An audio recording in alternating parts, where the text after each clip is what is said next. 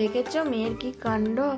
এখন কটা বাজে তারা দেখতে দাঁড়া দাঁড়া দাঁড়া মামা মামাকে দেখতে তো কটা বাজে। কি দাঁড়া না দেখি না জানাই কটা বাজে। 12টা 4। ভাবতে পারছো 12টা 4 বাজে রাত্রির। আমার মেয়ের ঘুম কোথায় গেল।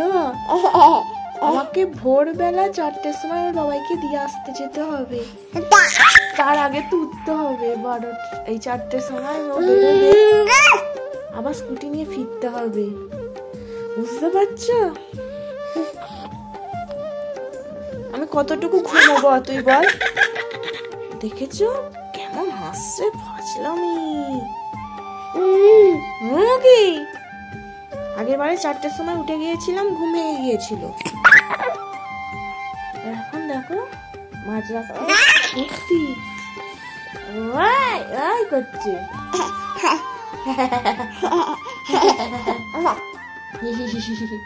হাসি দেখো না কত আনন্দ। দেখো আমি কতটুকু ঘুমাবো সেইটাই আমি খালি ভাবছি।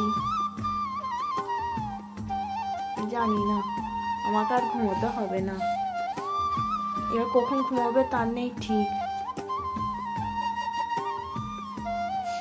আজকে আর ঘুম হবে না।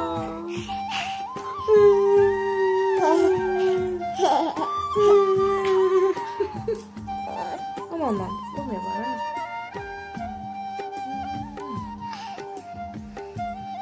আমি ঘুমোচ্ছি, তুই খেলা কর, ঠিক আছে। গুড নাইট বন্ধুরা, কালকে ভোরবেলা দেখা হচ্ছে তোমাদের সাথে। ভোরবেলা না রাত্রিরেই উঠবো 4টের সময়, তখন আমাদের তো দেখা হবে। তার সিজি কি করবে জানি না। ও ঘুমোবে না, আমিও ঘুমোবো না। রাত্রিরে পাহারা দিচ্ছি, বাড়ি পাহারা দিচ্ছি দুজনে মিলে, সবাই ঘুমোচ্ছে। আজকে মাম্মাম অনেক রাত্রিরেই ঘুমোলো, 1টা বেজে গিয়েছিল, তাও জোর করে ঘুম পাড়ানো। আর ও তো আমাকে 3:45 সময় ডেকে দিয়েছে, ঘুম কিছুতেই ভাঙছে না, কিন্তু উঠতে তো হবেই ওকে দিয়ে আসার জন্য। দেখো এখন আমি রেডি হয়ে গেছি, যাবো ওর সাথে। তখন কিচ্ছু ভয় করে না, আর যখন ফিরবো তখন এত ভয় করে। যতটা পারি স্পিডে আসি আর ঠাকুরের নাম করতে করতে আসি। এত রাত্রিরে উঠে ওকে দিয়ে আসা আমার ফালতুই হলো, ওরও একটু কষ্ট হলো আর আমারও কষ্ট হলো। ফালতু কেন বলছি, দাঁড়াও দাঁড়াও ব্যাপারটা আগে খুলে বলি তোমাদেরকে। ও তো প্রত্যেক শনিবার সন্ধেবেলা আসে আর ভোরবেলা সোমবার দিয়ে আসতে হয় ওকে। আর সেই মতো ও আগে থাকতে টিকিট কেটে নিয়েছে। যখন ট্রেনের টিকিটটা কাটে তখন ট্রেন কোনো ক্যান্সেল দেখায়নি, আর ওকে যেই নসিবপুরের স্টেশনে দিয়েছি আর ও যখন খুলে দেখে ফোনে তখন দেখছে ট্রেন ক্যান্সেল। 6টা ট্রেন পর সেই বেলা 10টায় আছে, তখন গিয়ে আর কি লাভ হবে, স্কুল তো তখন চালু হয়ে যাবে, সেই জন্য আর গেল না। ও কিন্তু এখান থেকে স্কুল সোজা যেত আর স্কুল করেই বাড়ি ফিরে পড়তো, কারণ 25শে ডিসেম্বর থেকে 1লা জানুয়ারি পর্যন্ত স্কুল ছুটি থাকবে বলে, সেই জন্যে ও স্কুল করে চলে আসার ঠিকঠাক করেছিল। কি আর করা যাবে, গিয়েও আবার ফিরে আসতে হলো স্টেশন থেকে ফিরে আসতে হলো বলতে আমি বাড়ি চলে এসেছি। তখন অনেকক্ষণ পর আমাকে কল করে বলছে ট্রেন ক্যান্সেল আসছে, আমি বাড়ি ফিরছি। আমার তো শুনে হয়ে গেছে, তুমি এখন বাড়ি ফিরছো, কিসে ফিরছো? ও বলছে আমি হেঁটেই আসছি, তোমাকে আর আসতে হবে না, তুমি তো আবার এই এলে, আবার মেয়েটা উঠে পড়বে, থাক আমি হেঁটেই একা চলে যাচ্ছি। ও হেঁটেই কষ্ট করে বাড়ি ফিরে এলো। আর দেখো আমি এখানে বাড়ি চলে এসেছি, এখানে দেখো 4:15 হয়ে গেছে। আজকে বাড়ি ফিরে এসে দেখি সিজি ঘুমাচ্ছে, একটুও টের পাইনি যে মাম্মা উঠে গেছে। বালিশ দিয়ে তো চারিদিকে ঘিরে দিয়েছি।